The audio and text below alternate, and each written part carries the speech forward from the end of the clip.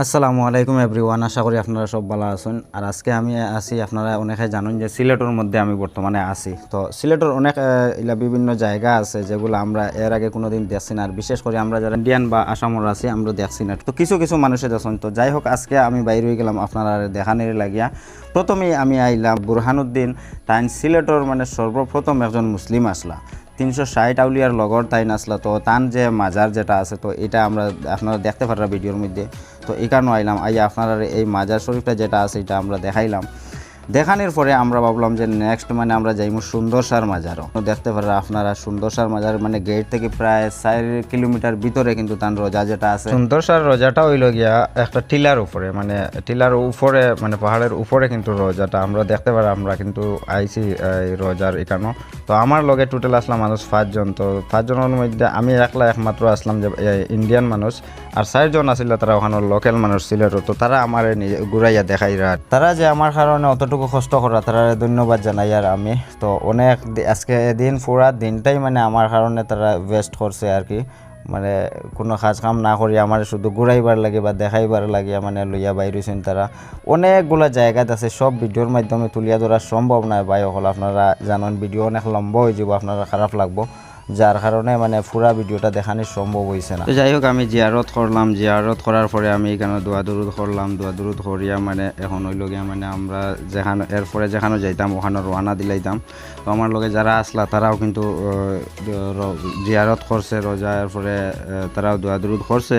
যাই হোক, আটাউটি করিয়া সাইড দেখলাম। দেখার পরে এখানেও কিন্তু একটা জিনিস দেখছি ভাই, খুবই খারাপ লাগছে আমার দেখি। আপনারা দেখাইয়া মাজারের ভিতরে খেয়ে বা খাড়া করে এটা আমি জানি না, তবে আপনারা দেখতে পারা এখানে কিছু ডুঙ্গা বা প্লাস্টিক এখানের মধ্যে বান্ধিয়া রাখা।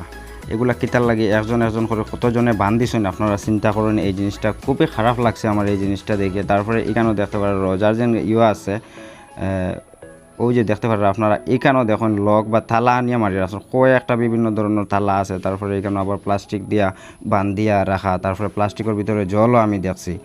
এটা খুব কিন্তু খারাপ লাগছে আমার ব্যক্তিগত হিসাবে। আর আপনারা কমেন্ট করে জানাইবে এটা ভালো না খারাপ।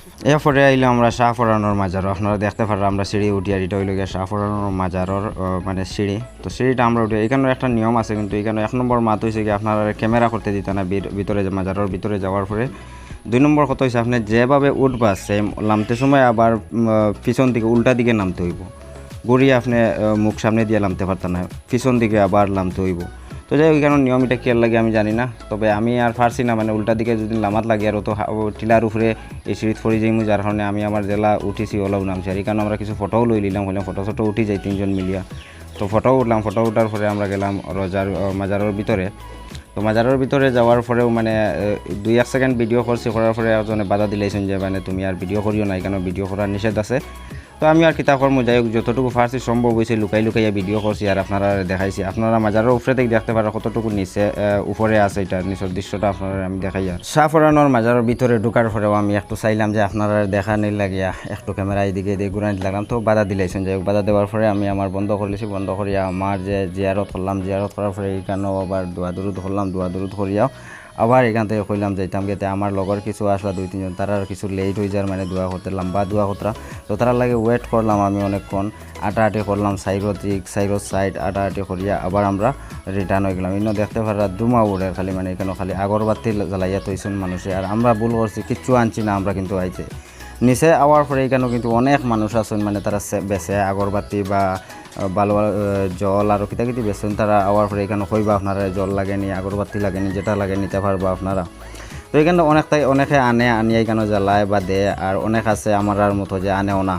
তো আমরা টোটালি আনছি না। যাই হোক, তো আমরা মেইন উদ্দেশ্য আসলো আমরা দেখতাম এবং আপনারা দেখাইতাম। আমরা বাত্তি সাত্তিটা আনছি না, আর এটা আমরা বেশ বিশ্বাস করি না বাত্তি সাত্তিটা। আমি আমার নর্মাল নামে গেছি, তারা 2 জন উল্টা আমরা। তো যাই হোক, আমি উল্টা পারছি না, পড়ে যাই মুখরিয়া, এর লাগে আমি সোজা হিসাবে আইছি। তো এইখানেও নিচে হওয়ার পরে এখানে দেখতে পারো সুন্দর একটা মানে দিঘি আছে। দিঘিত অনেকে গোসল করা অলরেডি, আর কেউ গোসল করেন। এখানে গোসল করে নামাজ যদি আদায় করার হয় তাহলে এখানেও করেন। তারপরে আমি সাইডটা আপনারা দেখানোর লাগে ক্যামেরা দিয়ে ঘুরাইলাম। এখানেও আছে কেউ যদি কোনো সিন্নি করার হয় তাহলে এখানে সিন্নির ঘরও আছে।